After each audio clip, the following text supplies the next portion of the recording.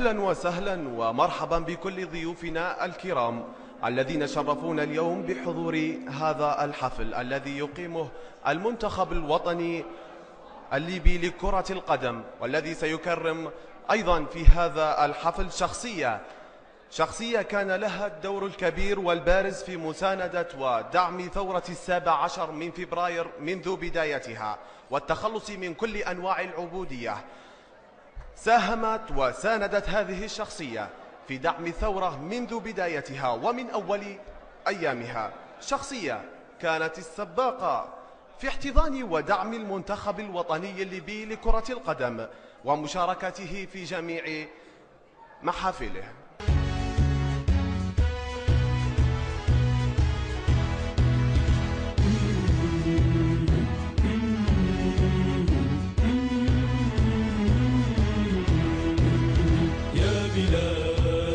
يا بلادي بجهادي وجلادي ادفعي كيد الأعادي والعوادي واسلمي اسلمي طول المدى إننا نحن الفداء. ليبيا يا بلادي أنت ميراث الجدود، نارع الله يدا تمتد لك فاسلمي إنا على الدهر جنود، لا نبالي إن سلمت من هلك وخذي منا وثيقات العهود. سيد عادل خزام رئيس وفد المنتخب الوطني لكرة القدم فليتفضل مشكورا. بسم الله الرحمن الرحيم.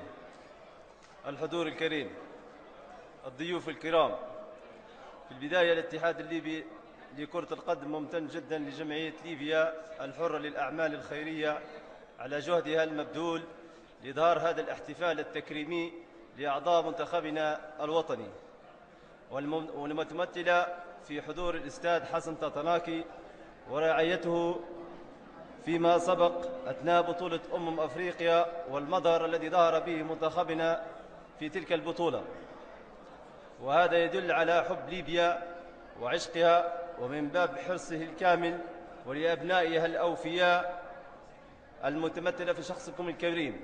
نشكركم على هذه الوقفة الوطنية الصادقة المعبرة والتي تستحقونها وبدون مجاملة. باسمي وباسم بعثة منتخبنا الوطني الكريم نحيي فيكم هذه الروح الوطنية، والسلام عليكم ورحمة الله وبركاته. شكرا للسيد عادل خزام. الآن مع اللاعب الدولي عبد الحفيظ الريش مدير فني المنتخب الوطني لكرة القدم فليتفضل مشكور.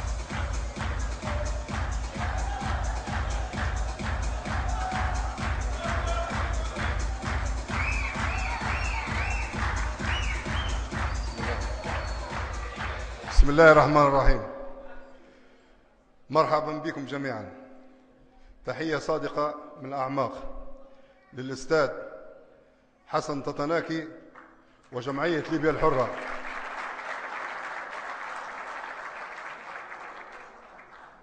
لقد عايشت رحلة المنتخب الوطني قبل بطولة أفريقيا وفي بطولة أفريقيا، وقد التمست أنا شخصيا مدى حب هذا الرجل لليبيا وللمنتخب الوطني. بسم الله الرحمن الرحيم.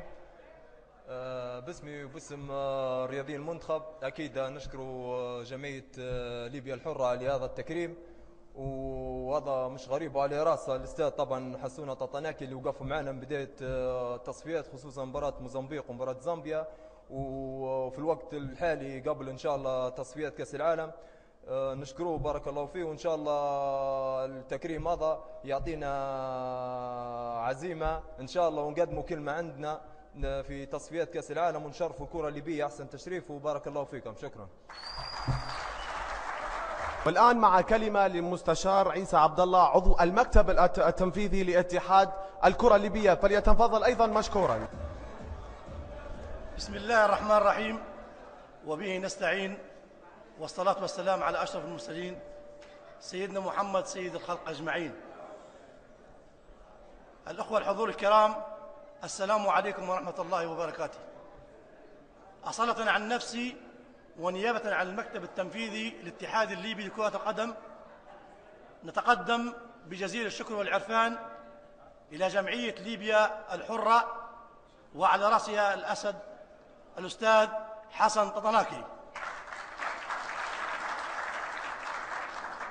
هذه الجمعية التي دعمت منتخبنا الوطني لكرة القدم في أصعب الظروف، دعمته ماديا ومعنويا، وهذا ليس بغريب على هذه الجمعية المؤقرة التي نكن لها كل التقدير والاحترام. نشكر الأخوة القائمين على هذا الحفل البسيط والكبير في معناه. حقا تستحق هذه الجمعية التقدير من قبل كافة القيادات الرياضية في ليبيا. أخوتي أحييكم والسلام عليكم ورحمة الله وبركاته. اللاعب الدولي سمير عبود أيضا فليتفضل مشكورا.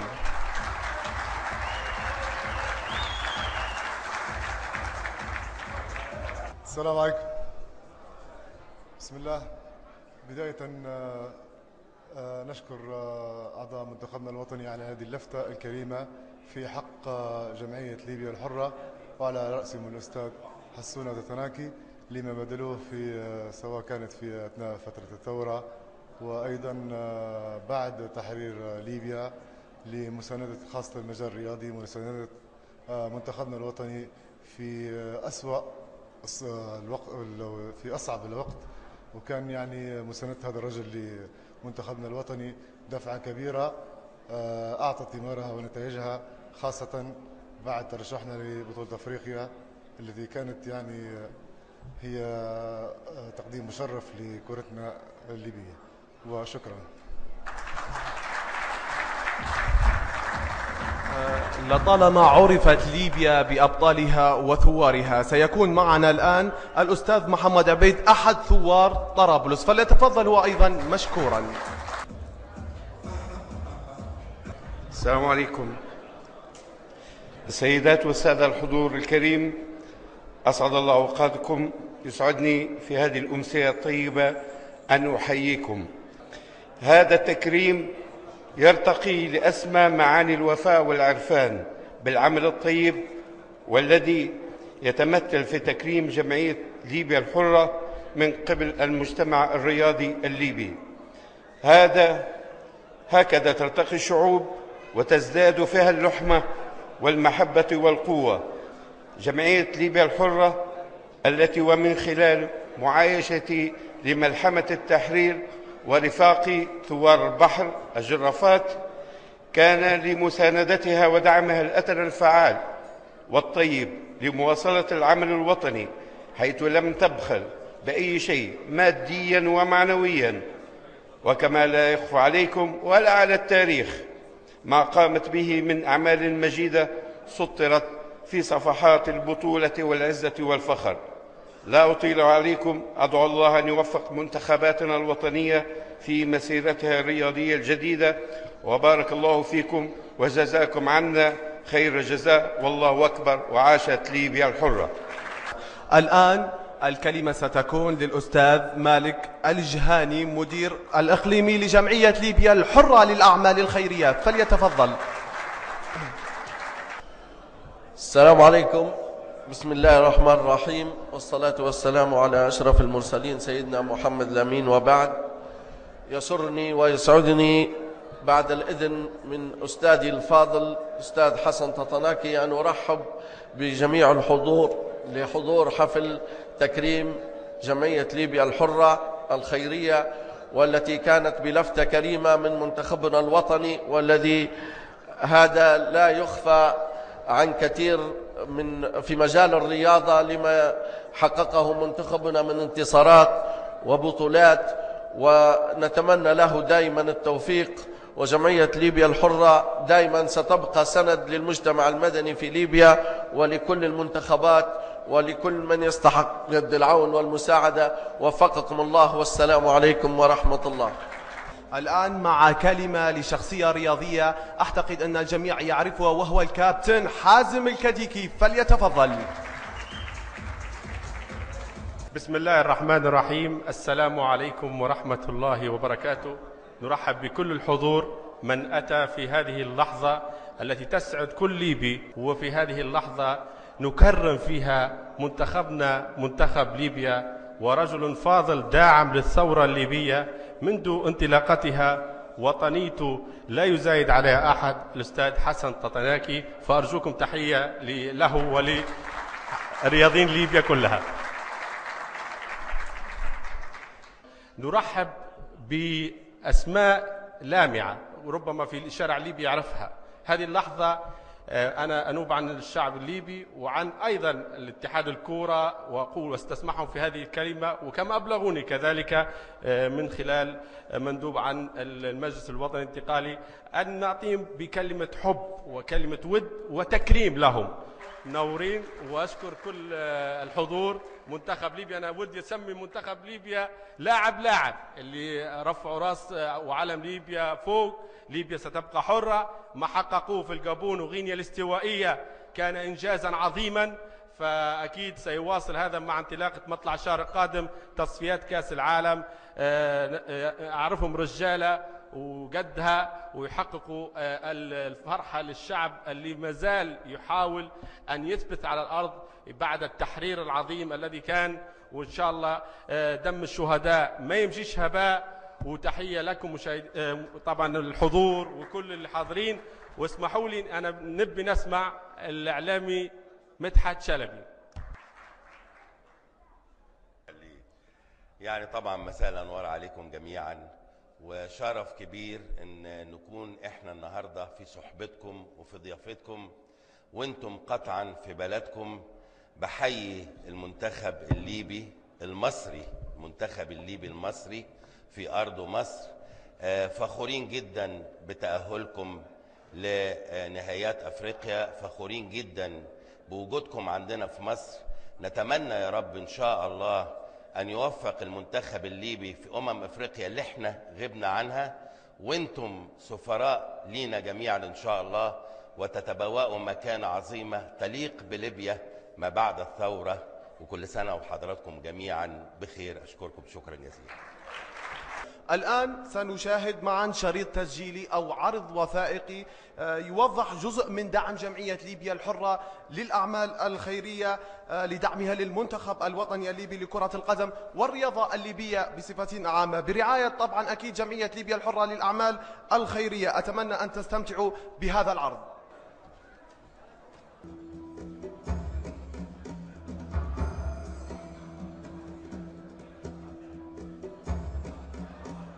دور من قاموا بهذا العمل الجميل واللي لهم فضل كبير يكون على راسهم حسونة تطناكي، وطبعا اللي يلعب دور وطني رائع، انسان مميز لانه يعشق ليبيا عن قرب وعن بعد وعن كل الاشياء اللي نقولها. ربما يحق هذا الرجل اعتقد يصعب الانسان ان يوصفها لنا، لا رمي الورود، لكن هذه حقيقه لان شاهدت كثيرا من يدعي له هذه المواقف.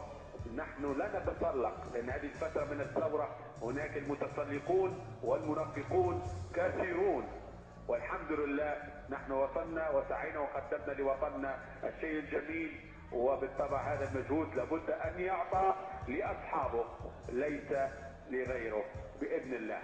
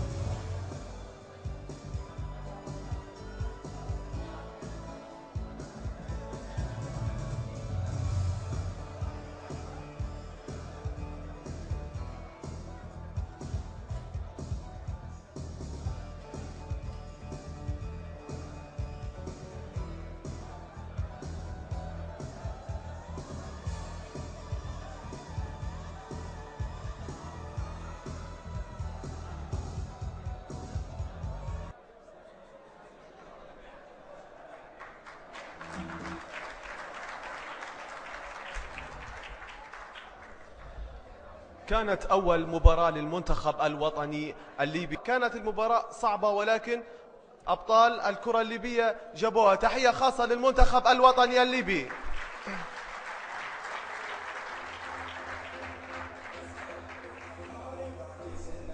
الآن مع وصلة غنانية ومع فنان أو أحد فنانين ثورة 17 فبراير، صلاح غالي.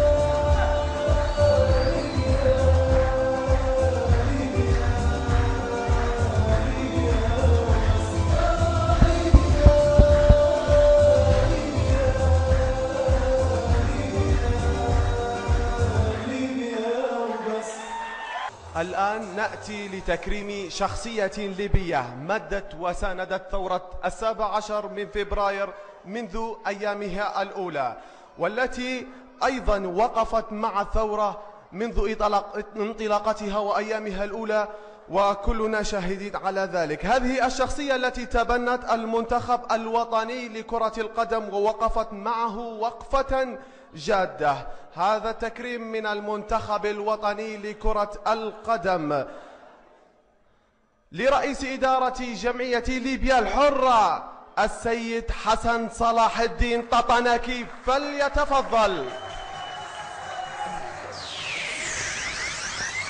لو تعرف يا وطني كيف نحبكنا ونموت عليه، حبكنا ونموت عليه. لو تعرف يا وطني كيف نهون الدنيا ونغالي، الدنيا ونغالي. لو تعرف قديش نعزك ونعلي الرايات العزك، لو تعرف قديش نعزك ونعلي الرايات العزك، ما نسمحش الريح تهزك وندافع بالروح عليك، وندافع بالروح عليك.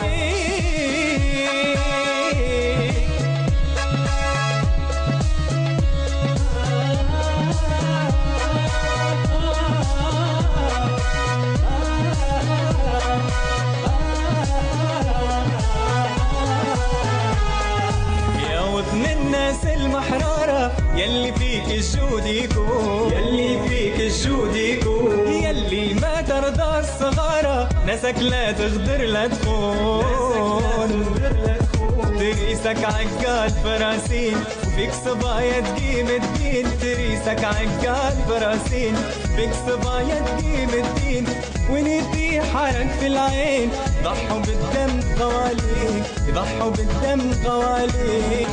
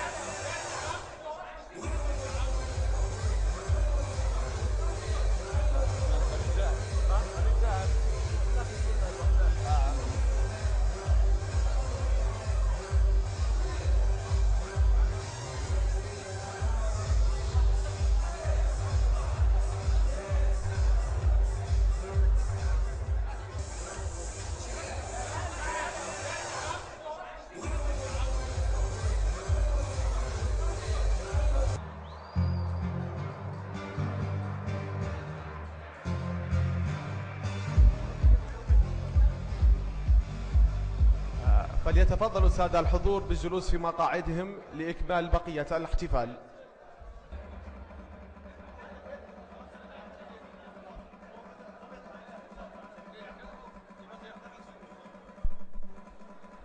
نادي الأهلي يكرم جمعية ليبيا الحرة للأعمال الخيرية والسيد حسن ططناكي.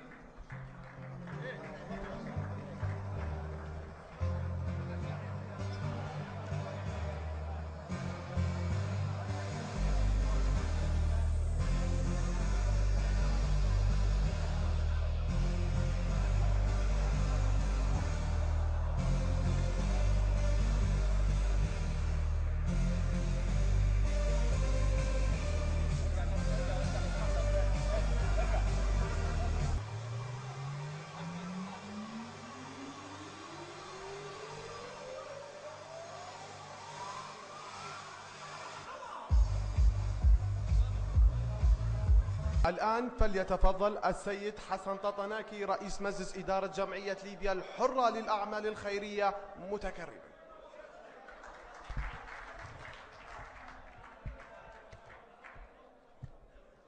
بسم الله الرحمن الرحيم. ترحم على شهدائنا ونتمنى إن شاء الله الشفاء العاجل لجرحانا الأبطال، وإن شاء الله يا رب بعودة المفقودين إلى أهلهم آمنين إن شاء الله يا رب يا رب. أولا نشكر التقدير والتكريم هذا، وبصراحة يعني هو أنتم اللي تستاهلوا التقدير والتكريم مش نحن. اللي ما درناه إلا واجب على كل مواطن ليبي، وفي الآخر أنتم هم مستقبل ليبيا، أنتم هم اللي حتبنوا ليبيا، شباب وشابات ليبيا هم اللي حيبنوا ليبيا. أما جيلنا نحن ممكن ننصحوكم نحاول ندعم، ولكن البركة فيكم أنتم، ما تعبوش علينا واجد. والسلام عليكم ورحمة الله. شكرا للسيد حسن ططناكي. الآن أدعو الكابتن حازم الكديكي فليتكرم، أيضا الأستاذ علي ططناكي مدير قناة ليبيا أولا في بنغازي منطقة الشرقية.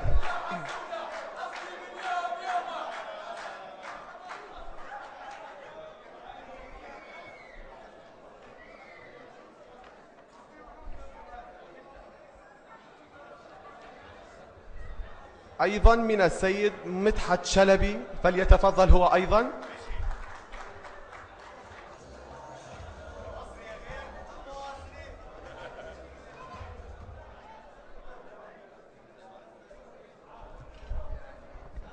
طبعا هذا تكريم لنجوم مصر اللي حضروا معنا، وطبعا الكابتن محسن صالح اللي درب منتخب ليبيا، وأيضا الناقد الرياضي الكبير الأستاذ فتحي سند، وكذلك الإعلامي مدحت شلبي. وبالطبع الكابتن مدحت شلبي عنده برنامج وكان ملتزم برنامجه على الهواء مساء الأنوار، فأناب عنه واحد من كبير مراسلي مودرن سبورت طبعا النشط دائما أحمد المصري الذي يستلم جائزة طبعا الكابتن مدحت شلبي. طبعا كل هذا التكريم لهؤلاء الناس اللي فعلا دعموا بكلمة وحضروا لحضور حفل التكريم للمنتخب والأستاذ حسن ططناكي في هذه الأمسية الجميلة الذي نشكركم عليها.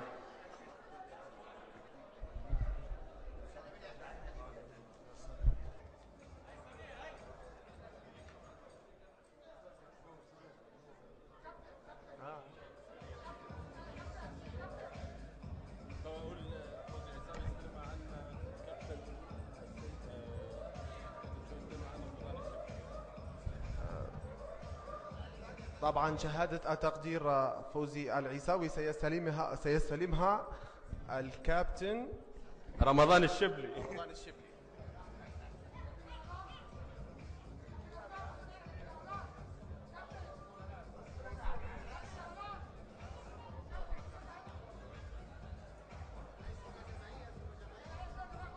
هناخذ صورة تذكارية بكل في المنصة الآن.